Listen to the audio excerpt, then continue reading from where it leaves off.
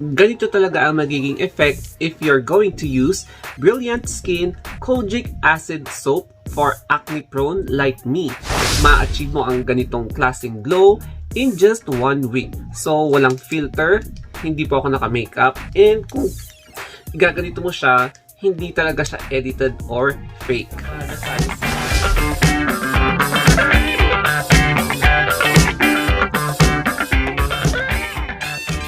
Ganito talaga ang effect kapag gagamit ka ng Brilliant Skin Kojic Acid Soap.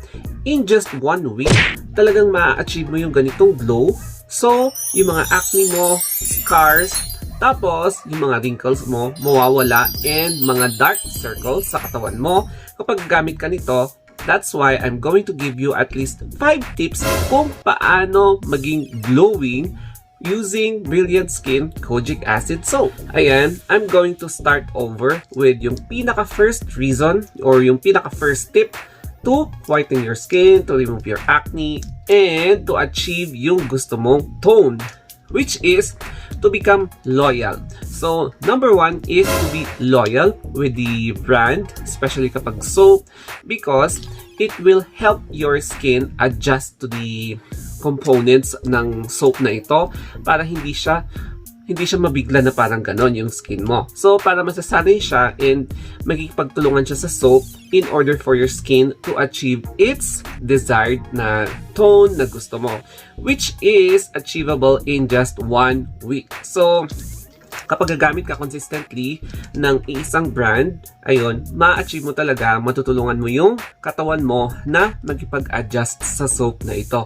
So, that's how important kung magiging loyal ka talaga sa jowa mo o kaya sa mga friendship mo, ayan, sa mga work mo. Yun ang talagang effect kapag you are really dedicated na makipagtulungan sa iisa lang. Hindi yung dalawa, hindi tatlo, hindi apat. Yung mga ganun na style. So, be loyal to a certain brand. Such as, loyal ka lang dito sa Brilliant Skin Kojic Acid Soap. Ayan.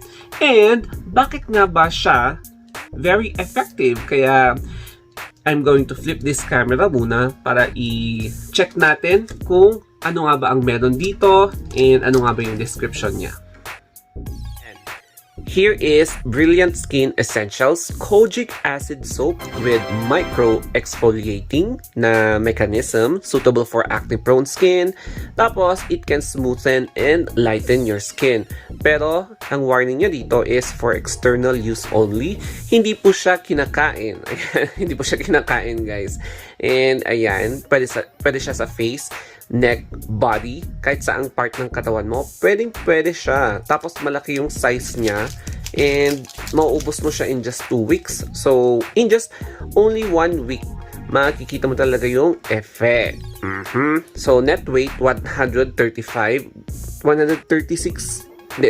grams, I'm sorry. And dito sa side niya, Brilliant Skin Kojic Acid Soap has a skin renewal system which cleanses deep into your skin to sweep away dead skin cells, giving you renewed skin that is smoother and ano yung isa dito? Smoother and lighter. Ayan, smoother and lighter. Brilliant Skin Kojic Acid Soap helps lighten the skin and helps preventing skin darkening. O, diba? And it removes pimples, scars, and blemishes, leaving the skin refreshed and glowing after use. So, ganyan siya. And dito naman sa likod, ingredients, coconut, ayan, coconut oil, water, sodium hydroxide, cocamide, DEA, glycerine, sodium lactate, butylated hydroxytoluene, so kojic acid, tapos yung mga fragrance niya. So, may warning din siya, sunburn alert. This product contains alpha hydroxy acid that may increase your skin's sensitivity to the sun and particularly the possibility of sunburn. So, use Brilliant Skin Sunscreen Gel Cream SPF 30 o kaya pwede kayo gumamit ng moisturizer or any brand na sunscreen to prevent your skin being exposed from harmful UV rays. And then dito naman sa makikita natin, direction, morning and night. So, apply to damp skin and lather for 3 minutes. Ayan. 3 minutes before rinsing. So, 3 minutes siya na pwede mong i-lather sa face and body before magbuhos ka ng tubig. So, dito, manufactured in the Philippines for Brilliant Skin Essentials. Legit na legit siya kasi meron siyang QR code and ayan. So, meron siyang website and email na pwede mong i-reach out for any customer care concerns. Ayan. So, sa part 2 or sa second tip, doon na tayo sa CR kasi maliligo na ako. So, I'm going to demonstrate after this one sa loob ng CR. And we're back to the demonstration. So, before I'm going to teach you yung pang-second tip, I should say, buksan muna natin itong pack. Tapos, ang gagawin natin is maligo. Kaya, wait lang guys ha. Bubuksan lang natin itong soap para i-start na natin itong demonstration. So, medyo mahirap siyang buksan. But anyway, wait lang. Ayan. So, ganito yung itsura ng Brilliant Skin Essentials na i-vlog natin ngayon and i-demo. So, wait lang. Ayan. So, here it is. Brilliant Skin. And yung itsura niya is very orange. Parang nagiging red-orange na ata siya. So, it's like that. And we are now going to make ligo-ligo. Kaya maliligo na po tayo guys. So, we are now going to continue with our second tip. Yung second tip. Ayan. Yung second tip natin kung naaalala nyo is ibabad nyo 2 to 3 minutes sa katawan nyo. So, ibig sabihin, yung time na sinasabon nyo yung katawan nyo, including the face, will take at least 2 to 3 minutes. So, ganyan siya. Isasabon natin yung katawan natin. Ganito sa likod. So, 2 to 3 minutes. And then, mag-proceed na tayo sa sa third tip. Yung third tip naman is to apply evenly.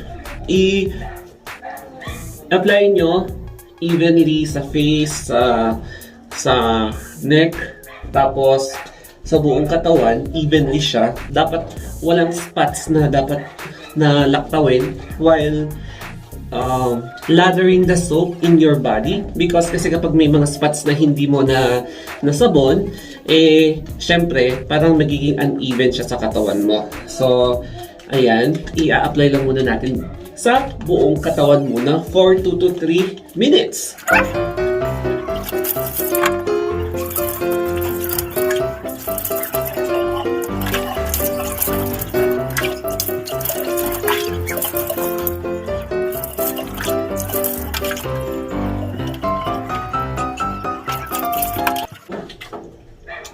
And we proceed sa third tip. Pero ayoko na kasing patagalin more than 3 minutes because this is a kojic acid soap. So dapat 2 to 3 minutes lang. Huwag niyong masyadong patagalin because it is an acid. Baka pwede ma-irritate na yung skin nyo kapag medyo pinatagal nyo. And moving on to the third tip. Dapat in circular motion. Nakita niyo naman yung ginawa ko kanina.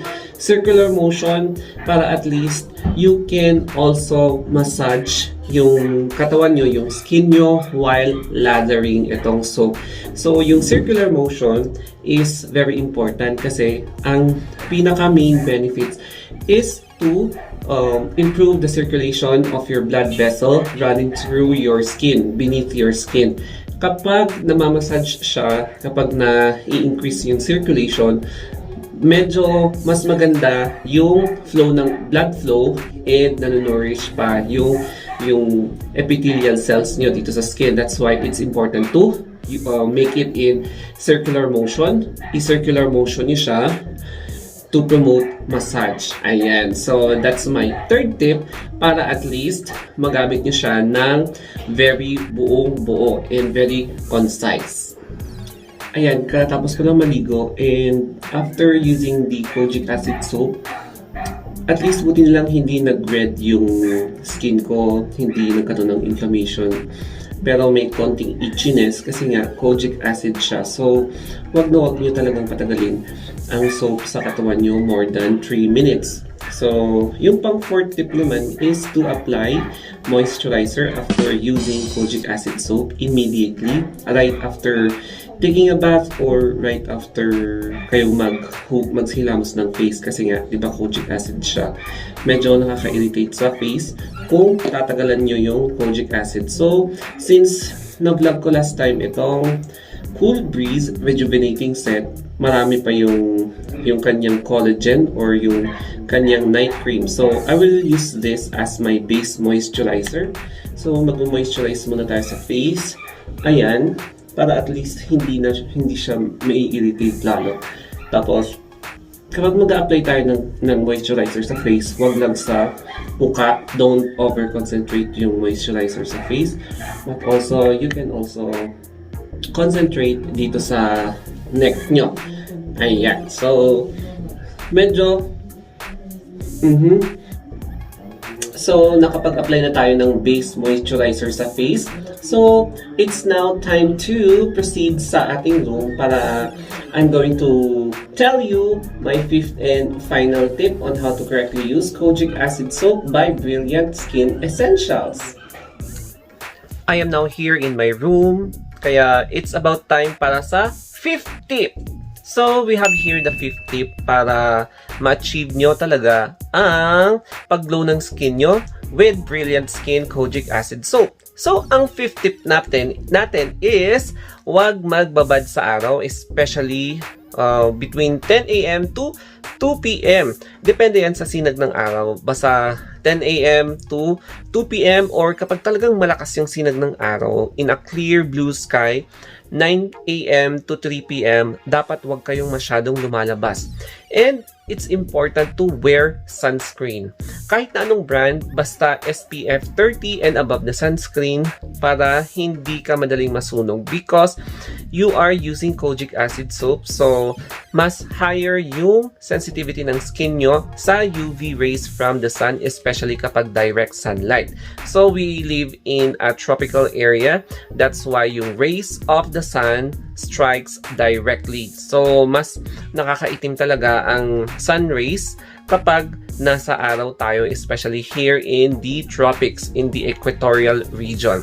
So, yun po yung 5 tips ko how to correctly use kojic acid soap by Brilliant Skin. And kung nagustuhan nyo itong vlog ko, and if you want more vlogs like this, mag-subscribe kayo for you to check out my other vlogs. And if you want to suggest or ask kayo ng question, just mag-comment down below kayo or reach me out in my Facebook page, Instagram, or Twitter, The Story of Anthony. So hanggang dito na lamang po guys. Thank you for watching and always remember, stay safe. Mwah!